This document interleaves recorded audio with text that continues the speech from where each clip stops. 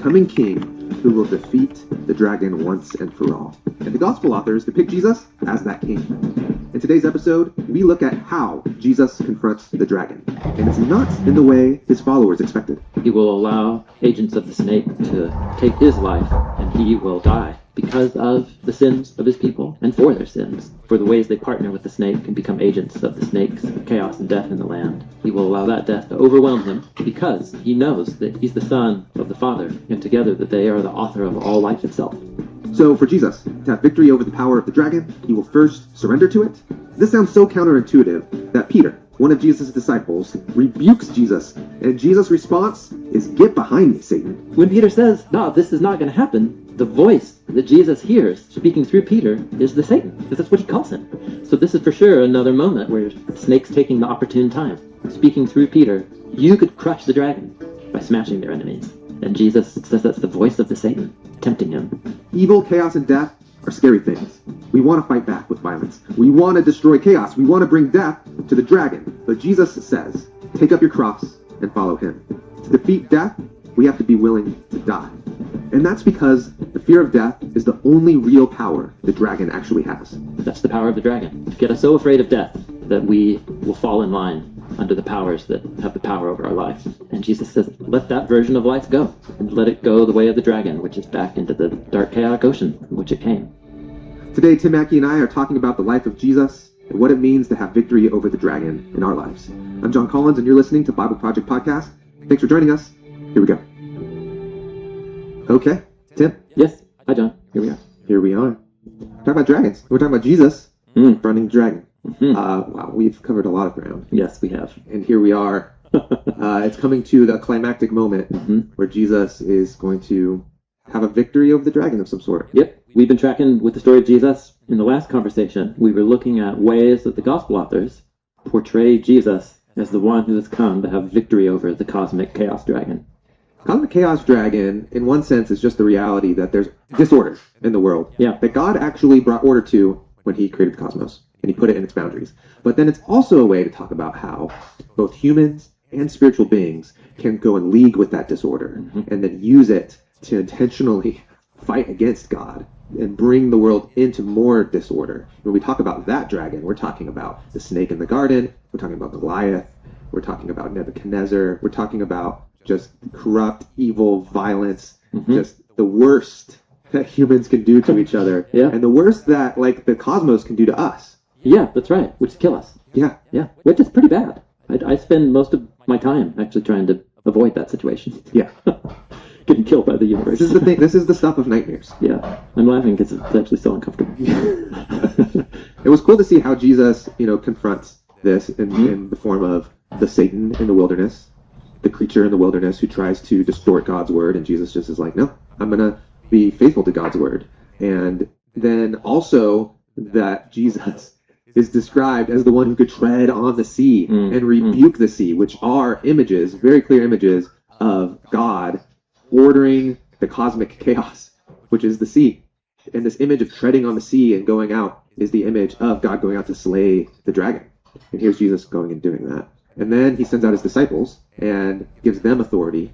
And the disciples realize they have the power, too, to subdue chaos. Yeah, that's right. In the form of healing people, and who knows what else they experienced. Yeah. And Jesus is like, yeah, you know what you're doing?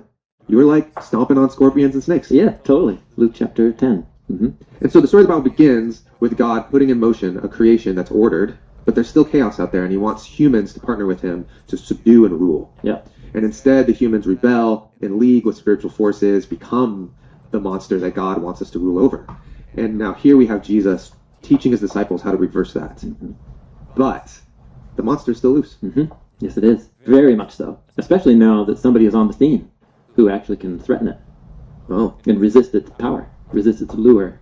So we started in our last conversations with Jesus' test in the wilderness that are framed as his victory over the alluring voice of the dragon that says, listen, if you really have power, you don't have to trust your Father to provide you what you need by his wisdom. You can just take the wheel, man. Make your own food. Make him work on your timeline to deliver you. And listen, I have this great way for you to gain your authority over heaven and earth. Just do it my way. Yeah. I'll show you how to gain power if you do it my way. That's his third test. And he says, nope. Now, we already know how the snake guides people to gain power, because it started with Cain. Mm-hmm. If you need to achieve what is good, and if it costs the life of your brother, sometimes to make an omelet, you gotta break some eggs, as they say. Even if the egg is your brother? Even if the egg's your brother. And then the Hebrew Bible and the rest of human history is just that on replay. So, Jesus resists that urge. And so we're told the slanderer finished every test, Luke chapter 4, and left him until the right time. The right time. So Jesus walks out of that going, okay, so I did the right thing, but really the conflict is just ramp it up. So he's mounting his assault, so to speak, on the reign of the snake, the rule of the snake, and he knows that at some point it's going to lead to the ultimate conflict. And the fact that he knows is actually a major theme in his teachings surrounding why he calls himself the son of Adam, or the son of man. So an important passage in Matthew chapter 16 comes up. Actually, we should say, so we're switching from Luke to Matthew. In Matthew's account, the first resistance Jesus gets from any of the religious leaders isn't until chapters 9 and 10. After the Sermon on the Mount, even, and everybody's like, ooh, this young preacher. I love hearing him.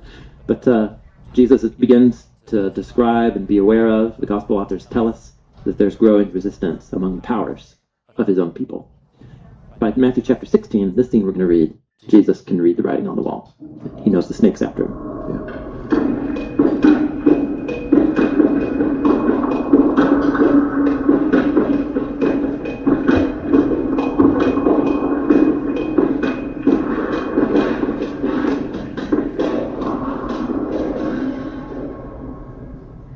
So, Matthew 16, verse 13.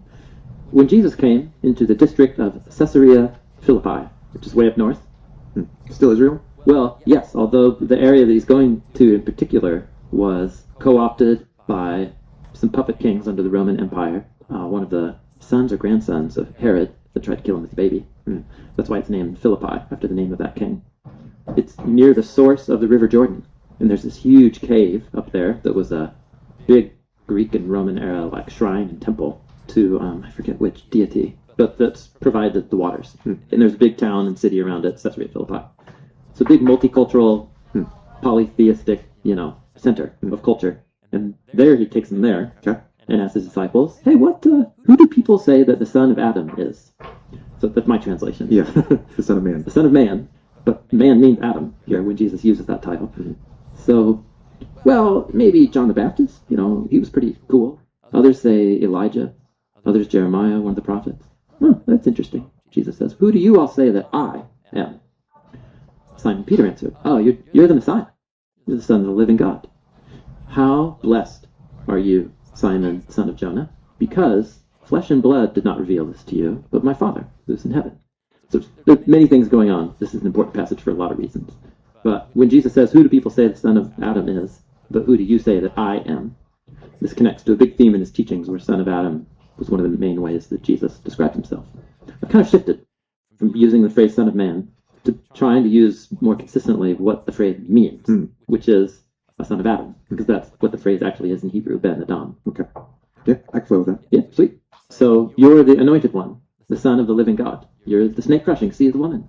You're the servant of the Psalms. You're the seed of David. You're the seed of David, yep. So that's right, Simon. Flesh and blood didn't reveal this to you, because earlier Jesus said, when people start rejecting him, he says that my true identity is known to the Father, and I make known who my Father is, and you are making known who I am, but not, to you revealed it to babies, but not to everybody else. So Jesus is tapping into that he's developed this crew of disciples that really know who he is. So what he says is, I also say to you that you, Simon, are Petros. You're the rock. And upon this rock, I will build my community, my assembly. And the gates of Hades, the grave, will not be able to overpower my assembly, this rock. The gates of Hades. Yeah. Lots of things going on. He names his friend Rock. Yeah. And then says, on this rock, I'm going to build my assembly.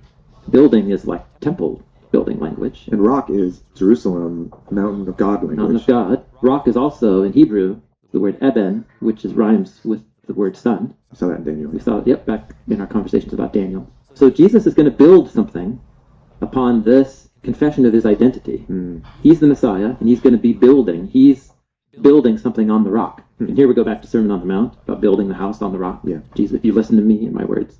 But somehow this house on the rock, that is the assembly of his followers, the gates of the grave. He says the gate, I know in many translations it says the gates of hell, but it's the Greek word Hades, which means the grave. Hades. Yeah, death. Yeah. Death won't be able to overpower the building of people that I am creating, founded upon this confession of who I am. What are the gates of, what's that mean? The gates of Hades it's the underworld, the realm of the dead. It's the way in. It's the entrance to. So he's describing the power of death as a force to consume everything and everyone. Comes in through the gates. Yep. Yeah. And those gates, what does that mean that the gates won't have no power over it? Yeah, that's right. I've got an assembly. I've got a crew. I'm out here doing my thing. Yeah. And you are Peter, and you're describing me as the Messiah. It's true. That's really who I am. But as we're going to see, it's true in a way that Simon can say it, but not really understand what he's saying. Where Jesus is going is basically that you're right, and I'm going to build my new creation community on it, and I'm going to die.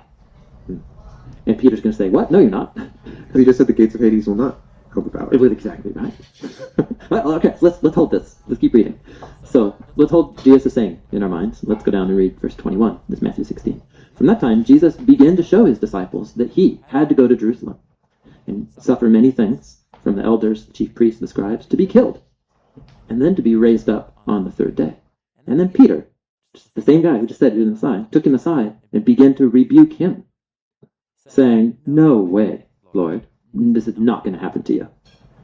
But he turned and said to Peter, get behind me, O Satan. You are a stumbling block. You're actually an obstacle in my path now. For you are not setting your mind on the things of God, but the things of Adam. The word anthropos for Adam. So apparently death is actually not it is an enemy. Jesus is for life. Yeah. And the gates of the grave will not be able to overpower me and my community. But the way, apparently, to gain victory over death and its power is to allow it to kill him. Yeah. But then somehow be raised up through it. But be vindicated out. Yeah, that's right. And we talked about this in a previous conversation. We talked about Jonah. Mm-hmm. Jesus said, I'm going to give you a sign. Yeah. It's the sign of Jonah. Yeah. And Jonah was 3 days in the belly of the chaos monster. Yeah, that's right. Because of his own sins. For Jonah, it was because of his own sins. Yeah. But for Jesus, he says, because of your sins, like, your sin will be to kill me. And that will be the sign, is that you're going to kill me. And I'm going to let you. And then I'm going to be raised from the dead. And this is, we talked about this in Isaiah too. So when Isaiah asks of God, like, when's your arm going to come? Mm-hmm. Meaning, when are you going to come and use your power That's right. to slay the chaos dragon? In the form of Nebuchadnezzar at that time. Mm-hmm. Here it's in the, it's the form of Rome. Mm-hmm. And we learn that the one who knows God's arm is this suffering servant who will have victory through death. Yeah, he will allow agents of the snake to take his life, and he will die because of the sins of his people and for their sins and evil, for the ways they partner with the snake and become agents of the snake's chaos and death in the land. He will allow that death to overwhelm him because he knows that he is one. He's the son of the Father, and together that they are the author of all life itself. It has no power. So with the first time that Jesus responds to Peter, and to say the gates of the grave can't overpower it, that could go two ways.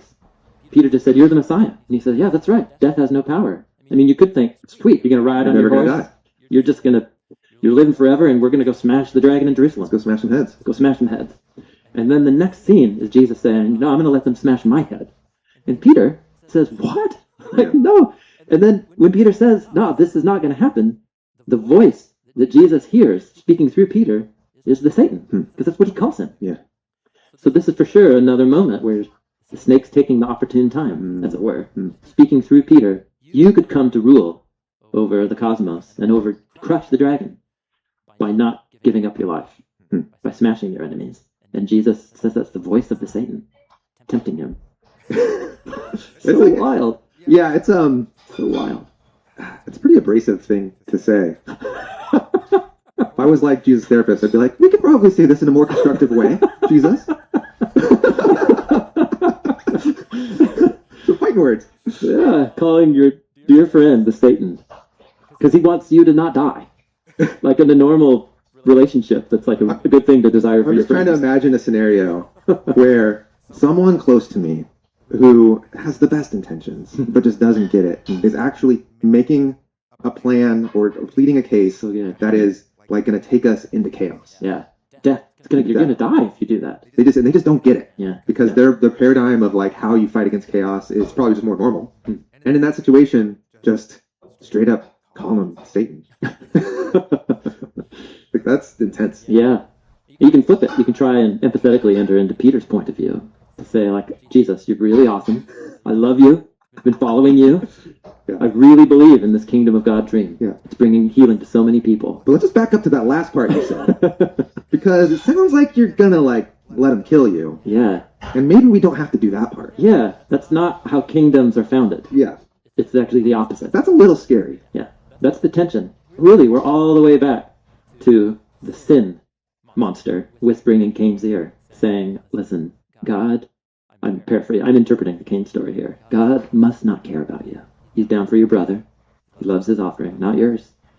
If you really want the good life for yourself, I think you're going to need to get that blessing from your brother. He probably needs to go. And then you'll have the good life that you want. And if we envision that the founding of our lives or our communities, for the only way to experience the good life, even if it might involve disadvantaging or at the expense of another, it's that. Like, that's the way of the dragon. It's the chaos way. There's not enough. If you want to make an omelet, you got to break some eggs. And that's what Jesus is exposing here, is the way of the grave, the gates of the grave, and the way of the Satan. But to overcome it, You can't do Yeah. a typical Yeah. like battle against it. The intuition of let's just go crush some snakeheads somehow isn't the right strategy. Mm-hmm. Yeah. What if you surrender to it? You let it, you expose yourself to its danger in an act of surrender and generosity, trusting that even if you lose, that ultimately, in God's economy, you're going to live. This exchange between Peter and Jesus, I think, gives us just this window of the confidence, but also the trust, the journey of trust that Jesus ventured out into, in trusting that his Father would vindicate him, even if it meant giving up his life.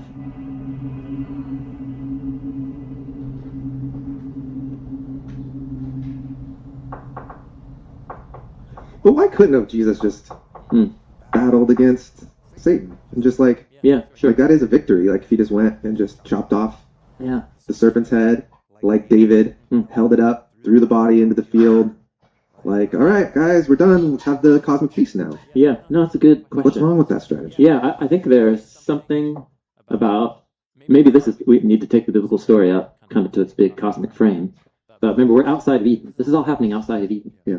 And the place of seeing God, entering into union with God, going to his endless banquet table, we're not going to find that outside of Eden. That's in paradise. And so paradise is actually reality in the biblical storyline, whereas we live in a version of reality that's thoroughly compromised because it's subject to the powers of the grave, the gates of the grave, and the chaos dragon. So what Jesus needs to open up for us is the way to paradise, or to let the power of paradise out here. And apparently the way to fully enter into the kingdom can only be by letting this mode of existence that we're in die. I guess that's intuitive on one level. My This body. mode of existence. Yeah, mode. I exist in this body, and it's very clearly dying. It's very clearly aging and dying. Okay, but Jesus didn't need to do that. But I suppose Didn't need to what? a different mode. Did he need a new mode? Well, I mean, the claim is that he became human. He entered into the realm of the snake in being born Yeah, and why not in of a that mortal mode? human woman. Why not in that mode take out the snake? In the mortal human mode? Yeah. Well, that's what he said he did, by letting it kill him, and then being raised in an eternal mode of existence. So is there something about being raised, like he needed to go through death to be raised into the new mode? Not necessarily because he had to undergo that transformation, as much as he needed to show what it looks like for a human to undergo that transformation. Yeah, Because ultimately, I think what you were saying is we need a new mode. yeah, that's right. And to do that, we need to surrender our current understandings of what, not just the good life, but what life is. It's literally what he goes on to say after he says to Peter, you don't have your mind on God's interest, but Adam's. Then he said to his disciples, if anybody wants to come after me, you must deny yourself, take up your cross, and follow me. Whoever wants to save your life will lose it, but whoever loses your life for my sake will find it. So death is like the gateway. It's the gateway in. The gateway into... You give this chaos dragon all he can take from you, which is your life. But in reality, it's like God has a greater claim on your life because he called you into being. He's the one who called you to exist. So let the chaos dragon take what it wants to take. Take what it can. All that it can take. Because you don't need that anyways. Yeah. In fact, that's what's probably holding you back is those things. Yeah. The stuff that you think is actual life, but that's not really life. And maybe that's part of the key is, and maybe we'll get into this in the letters, mm-hmm. but this mode of existence is so co-opted by the dragon that you can't beat the dragon in this mode. Like, you have to let it get stripped away. Yeah. Which is going to look like a death. Yes. Mm-hmm. It will be death. Death is the way you give the dragon what it wants. You're saying ultimately we're all still going to die. Yeah. Even if you follow Jesus, like, the dragon's going to have its last slash at you. I think Jesus definitely means that. And also common sense. Also common sense. He's telling all of us that we're dying and we're going to die. So why not lay it down now? Whatever form of eternal life and new creation life that God's going to gift us with, it means, as Paul will say, as you're right, we will look at, that flesh and blood, our current mode of existence, cannot inherit the kingdom of God. I'm just trying to bring this back to the bigger theme of me too. We both are. Because there's this thing about I'm supposed to subdue the earth as God's image. So there's this impulse of me being like, I want to go tame the dragon. I want to go fight the dragon. I want to put the dragon's place. I want to crush the dragon's head. Let me at it. And the disciples are like, look, we're doing it. Like, we're seeing the chaos dragon. It's just thrilling. Mm-hmm. But then when it gets to this moment, it's like, okay, you really want to fight the dragon? You really want to know what the true battle plan is to win? You're actually going to let the dragon take all it can from you.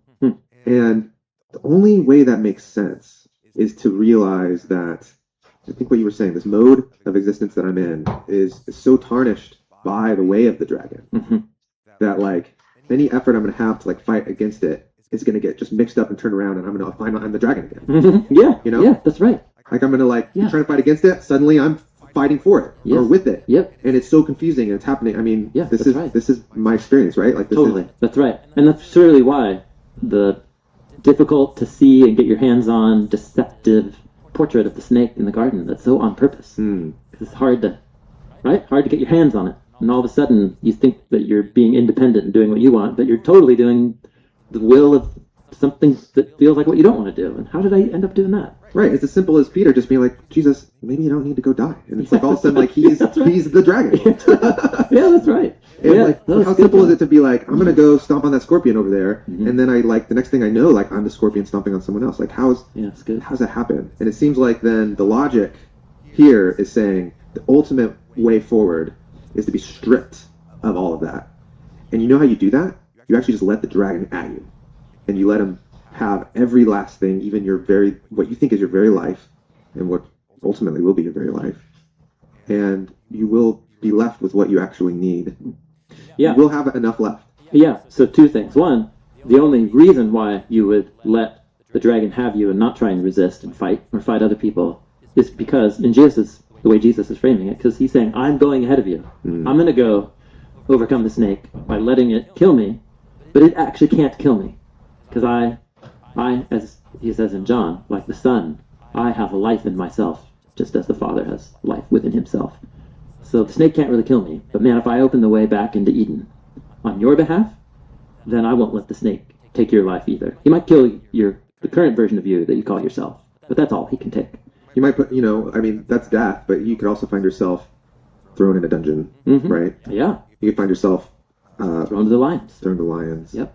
You could find yourself with, like, losing friends and family, losing your job, your home. These are the things that we are trying to protect. Yeah. Without the dragon can come and take. Yes, that's right. And if you loosen your attachment to those things and see them as a gift of God's generosity that comes and goes, but ultimately, this is backward to Job, the conversations about Job. If I come to realize that the ultimate good that I could ever gain is intimate union with the source of all life and being, if that one wills that I should live, and wants me to enter into union with him, then that is the ultimate. Like, what more would I ever want? And letting go. What else is death but like letting go of all of the things that I think will give me the good life, only to realize that they're dying and fading and breaking and letting me down too. Maybe another way into this is to think about your battle against the Chaos Dragon can easily start to become just a battle trying to protect things, to protect your own life on your own terms. Yeah. Yes. So you think you're battling the Chaos Dragon, you're really just battling to protect what you have. Yeah. And in doing so, you actually can easily become the dragon for someone else. Yeah, it's really well said. That's right. We become each other's Chaos Dragons as we try to protect the good life for me and my crew. Yeah. The people I care about. The way I think I need the good life, I have this vision for it. It doesn't mean suffering. I mean, absolutely not. And it means like security on my terms. And especially once you've had it, then it's just like you fight to keep it. And you think I'm fighting against chaos because it feels like chaos wants to come and take that from me. And I guess chaos does. Yeah. Yep. That's right. But how are you going to fight against that chaos without becoming the chaos for others? That's right. And then there'll be a bunch of people that were somehow affected by my efforts to secure and protect what is mine. And maybe they got hurt. Or maybe they just want to get some of the good life too. And then the way that they respond to me, I might see that as a threat. And then you're right. And then we start like knocking up against each other in our efforts to secure the good life. And I guess the dragon just laughs because we're just reducing each other to... Yeah, the dragon laughs because he knows that when we go to fight it, we're going to get confused and we're going to actually help it. Yeah, feed the dragon, which is just consuming us, consuming order, consuming life. So how do you fight the dragon? Yeah. What if I was able to look at the little realm of order that I build by my own wisdom, praise God for it, see it as a gift, but also not become so attached to it that I'm willing to do something that I can discern will actually damage myself or another person. Because ultimately I know that this is not what I'm hoping for. This is just a sign and a gift. These people, this job, this home, this income stream, whatever it is that I'm trying to protect in ways that might hurt me or other people. What if I loosen my attachments to it? Because ultimately I have to wave goodbye to all of it. Because I'm outside Eden. Yeah. And my body's returning to the grave. But my essential self, and this is crucial. My essential self, God has willed that you and I exist. I don't know why. You and I don't have to exist. Like, there was a long time in which you and I did not exist. Yeah. Like most of history. But God has willed it so that I come into being out of the nothingness. And if I trust that He will will that I continue to exist, even though this current mode of my existing is going to return to the dust, then that really changes your perspective. It frees you. And I think that's the vision of new creation. That's why there's no snake in the new creation. That it can't have any power there, because death is no longer a motivator. And the same creative power that God used to order creation, and a way to think about that is slaying the dragon, in a way. That same power can then come after the new dragon, which is a much more beastly, confusing dragon because it's also us. In league with like spiritual evil, the rulers of the sky. And God has the power to destroy that dragon too. Yeah. And that's the hope of what Jesus did. Yeah.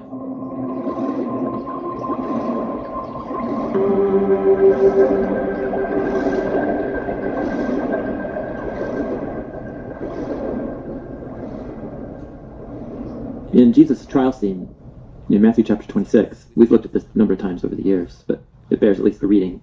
In this context of our conversation, the chief priests, so these are the principalities and powers, the human principalities and powers that he's standing before. Though when he was arrested in Gethsemane, in Luke's version, he says to the guards coming to get him, Jewish guards, this hour belongs to you and to the powers of darkness. So in this trial, Jesus sees himself on trial before the human and the heavenly powers of the dragon. They bring false witnesses. Notice they have to use deception to get him. And the high priest says to him, I make you swear on oath before the living God that you tell us whether you are the Messiah, the anointed one, the Son of God. And Jesus said to him, well, you just said it. What you said? But I got one more thing to say to you. From this moment onward, you will see the Son of Adam sitting at the right hand of power, coming on the clouds of heaven.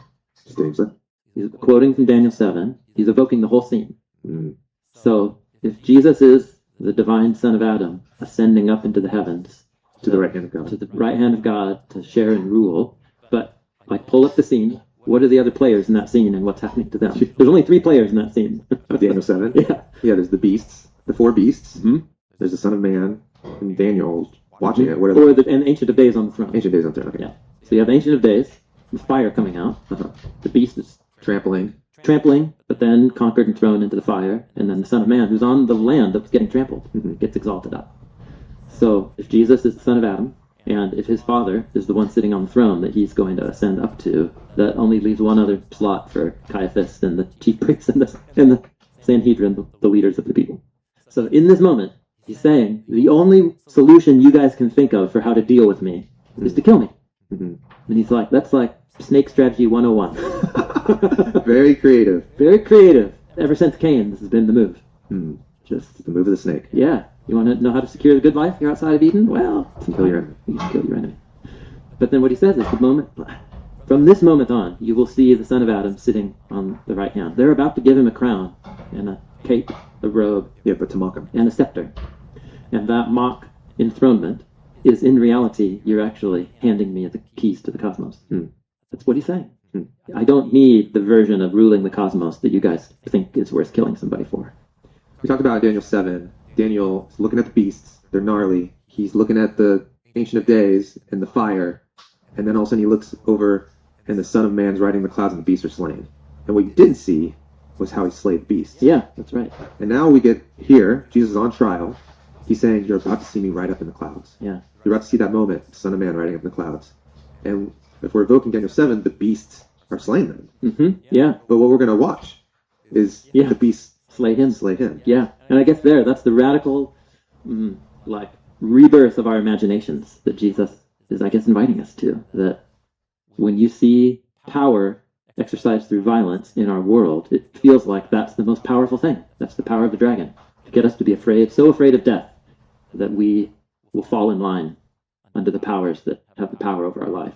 And Jesus says that you're actually not realizing your true royal identity as a son or daughter of God. And let that version of life go. And let it go the way of the dragon, which is back into the dark, chaotic ocean from which it came.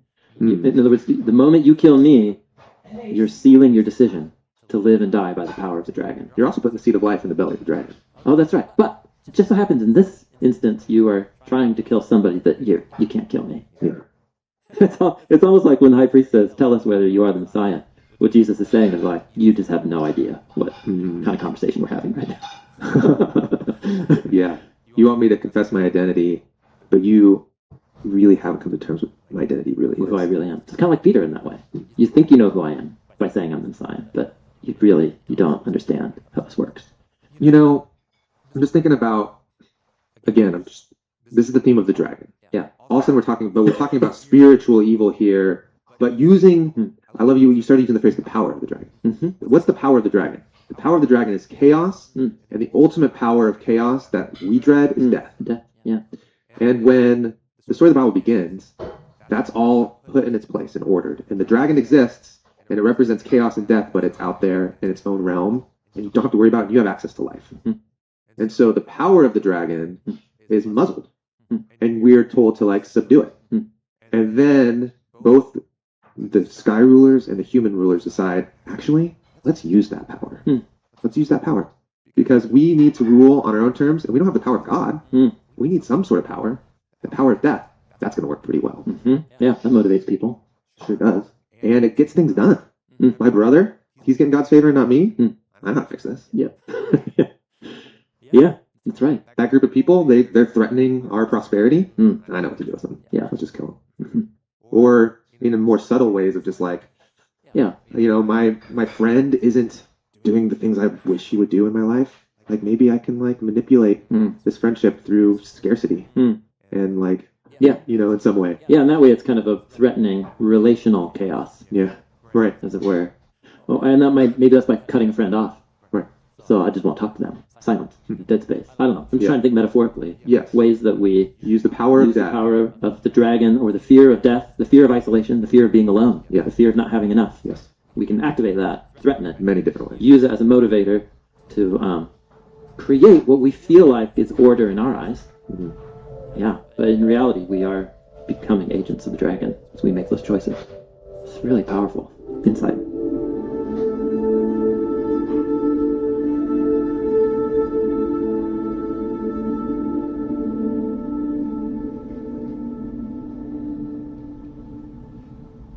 I always thought of the Satan as being the ultimate power.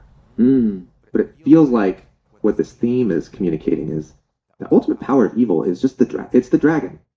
And when you use the dragon, you're using the power. And it feels very sinister. But the power in and of itself can just be the creature playing out in the ocean that we can learn to subdue. And yeah, you don't have to use it. You can rule it. You can rule it. That's what God says to Cain. Yeah, you don't have to let it be the thing that ruins you or another person. If you look at Satan through the eyes of, like it's Jesus, you don't see the monster. You see a creature with the costume on. And you're kind of like, that's a little silly because you're not the dragon. I know the dragon. Like, I put him out there. Yeah. I made the boundaries. I know, like, that does not... Why are you putting on that costume? You think that's scary? And we're like, yeah, it's pretty scary. Yeah, because we're like, it can take my life. And Jesus says, well, like, yeah, but that's all it can take. It can't take you. Because there's more life after this life. Yeah, you are more than just the flesh bag of bones. So apparently following Jesus and trusting his victory over death and his vindication unto resurrection life and claiming that future and identity as my own is absolutely crucial to gaining any victory over the dragon in my life. As long as I fear it, I'll just keep perpetuating its ways. At the end of Matthew, when Jesus makes his great commission, he says, all authority in heaven and earth has been given to me. It's his claim. Like, the power of the dragon is no more when it comes to me. It has no authority. It has no authority over me. I have authority over it. And then his next thing is, so I got an idea. Let's build a family of people who are learning to live by my teachings, doing what I commanded you, and go make disciples, baptizing them. But living by my commands, as you go read the Sermon on the Mount, it's just like a lesson in how to get right relationship to your possessions, to your relationships, to your own moral choices. And it's really beginning to wean yourself off of the ways of the dragon. It's the one way to think about the Sermon on the Mount. Yeah. It's very difficult, but that's apparently, like, actually living that way becomes a live option if your fear of death is no longer the biggest motivator in your life. So the apostles will reflect on this as they write to the first century church. Yeah. And they has some unique language. Yeah, the snake imagery or dragon imagery comes up a few times, so we can look at some of that, but especially Paul the Apostle thinks about the great victory over the dragon. He's taken the costume off, and he just calls it what it is. He just calls it the power of death, the ultimate enemy. Yeah. He holds the costume up. Oh, yeah. That's awesome. Thank you. That's great. Yes. He's like, this is what you've been afraid of. Yes. Yeah, that's right. So that's what we'll look at. Yeah, the victory of the dragon in Paul's letters. Well, hey everybody, this is Dan Gummel, the podcast team. I'm back with another employee introduction here on our show. You want to introduce yourself? Yeah, I'm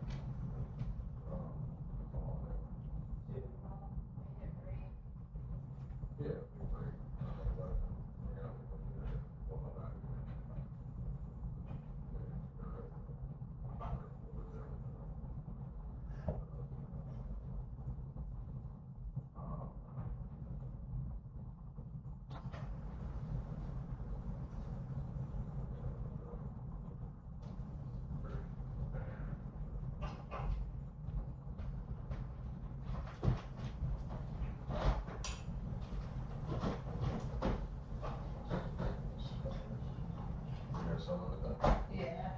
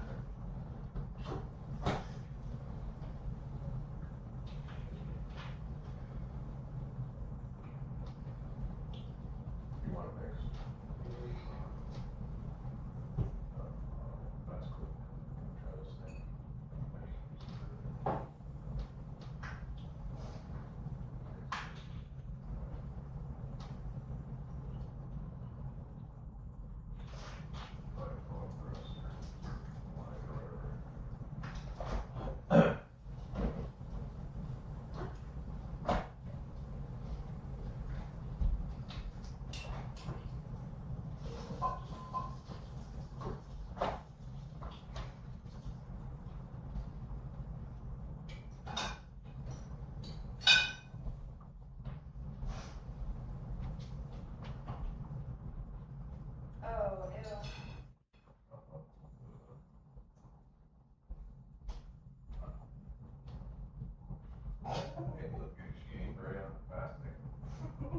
That's so gross. I'm so tired. Here, let me actually.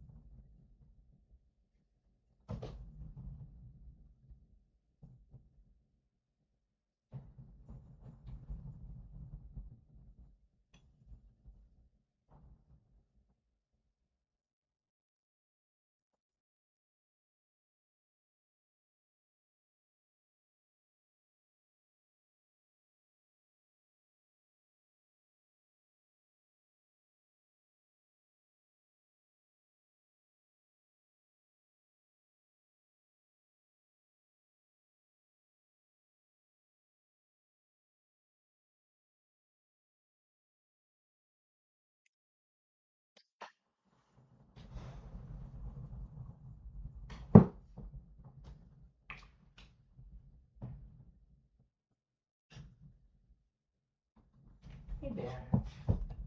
See 10 people outside. It's bin time, huh? It's bin time.